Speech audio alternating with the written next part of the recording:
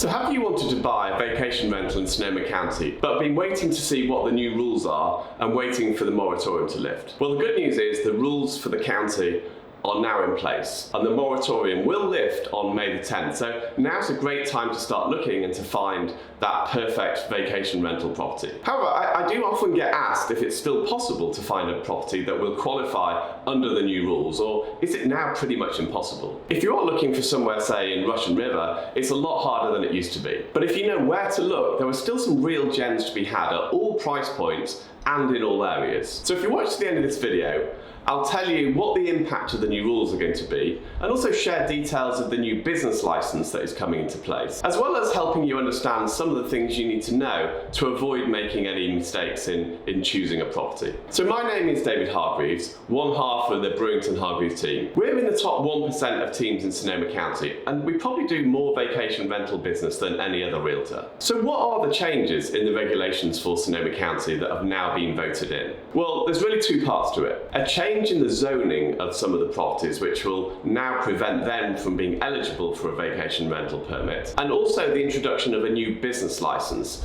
that will be required for all vacation rentals in the county, even in the coastal area. So what are the main zoning changes? Well, firstly, they've removed what's called R1 zoned properties from being eligible. This means that the main zoning to look out for in an eligible property is now AR, DA, RR, and RRD. This has got really the biggest impact in the Russian River, where the majority of the properties in places like Rio Nido, Guerneville, and Monterio are zoned R1. So these properties will no longer be eligible. However, in more rural areas where properties are on a slightly larger lot, this doesn't really make a difference. The other thing they've done is put in place new exclusion areas. So some of these new exclusions are in areas where, to be honest, there were already exclusions, but they've just enlarged them slightly. However, there are other areas, such as in areas around Drake Road and Neely Road, within Guerneville, which previously had no limitations, which are now in an exclusion zone where no new vacation rental permits will be issued. In other areas, what they've done is introduced a density cap to establish a maximum density of permitted vacation rentals at 5%. So these areas include places like Chiquita Road, Posan Road and Norton Road, just on the outskirts of Healdsburg. And then also places like Rio Dale in Forestville. And the reality is that in the vast majority of areas where they've introduced these caps, the density is already well above 5%. So it's essentially putting a block on any new vacation rentals in these areas, certainly for the short term. With all this being said, it's really not as bad as it seems. There's still a lot more eligible properties than non-eligible properties in the county. So it's just a matter of knowing your way around and knowing the limitations. And it's really not as hard as you think to find a qualifying property. For example, if you like the idea of having a place in the Russian River area, I would just now look more towards, Occidental on the west side of Russian River, and then on the east side of Russian River, I'd look more in places like Forestville, both of which have got plenty qualifying properties. And we actually have a couple of listings coming up, in both of these areas in the coming weeks. So do get in touch if you want to know more about these properties, or just want to know about other properties you're looking at and whether or not they qualify. If you are looking for a more rural wine country property, then looking on the south side of Sonoma by Arnold Drive or more towards Bennett Valley, again, these are both great options. In fact, I've got an entire video, and I'll put a link in the description below, about the best places to look for a vacation rental property with a wine country feel. So please do check out that video. So now moving on to the business license. So what is the impact of the new business license? Well, the primary purpose of the new business license is to authorize the operation of a qualifying property and also establish operating standards and ensure compliance with those standards. The biggest impact of introducing the new license is the fact that if you are operating a vacation rental and if you are in breach of the rules, the county can now prevent you operating it as a vacation rental for up to 5 years, so a fairly hefty penalty. Prior to the introduction of the business license, which it will be coming in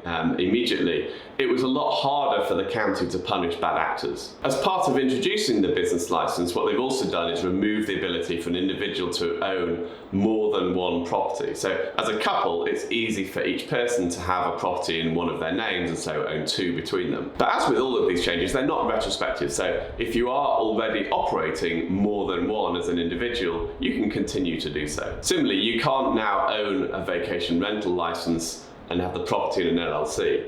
But again, if you own a property and run it as a vacation rental within an LLC, you can continue to do so. Overall, the rules of the license are pretty straightforward. They've put in place rules around noise levels, banning amplified music outside. They've put in place rules around lighting, so lighting needs to be non-obtrusive for the neighbours, so you can't have floodlights lighting up the neighbour's house, as well as banning all outdoor fires and fireworks. They've also demanded that all properties must have a landline. A lot of the terms of the business licence are common sense, especially not allowing behaviour that might increase the risk of fires, but also helping increase the safety in the event of fire. Aside from the zoning rules and the conditions of operation defined in the business licence, there are a few other things which often catch people out, so I just thought it'd be worth mentioning a couple of those. The one thing that catches a lot of people out is the septic system. If a property has a septic system, it must have a septic permit on file at the county, or else you could be forced into doing what's called a findings report, and that could delay you getting your vacation rental permit by 6 months or even more. The other thing that a lot of people forget is that you can't use an ADU or any secondary structure for the purpose of increasing the bedroom count on a property. So again, having an ADU doesn't necessarily help you increase the bedroom count. And then the final thing is a qualifying property must have off-street parking, and this is a new requirement from the county. So, if it doesn't have off-street parking, it won't qualify for a permit. And there's numerous other details in the small print, so you definitely need to make sure that you understand all the sort of subtle nuances of a property to make it eligible for getting a vacation rental permit. So if you have been thinking about buying a vacation rental property, now's the time to act, because the new ordinance is out, all the rules are in place, and the moratorium's ending, so there'll be no more surprises coming down the line. So in summary, yes, it's definitely a little bit harder to find a property that will qualify, but that also means there'll be likely less competition when you actually get to launching your property on Airbnb. Regardless of your price point, whether it's 650,000 or 10 million, I'd be happy to help you explore the different options. If you like this video, please do hit like and subscribe. And I've got plenty of other videos which you might be interested in all about setting up vacation rentals. Until the next time, go well.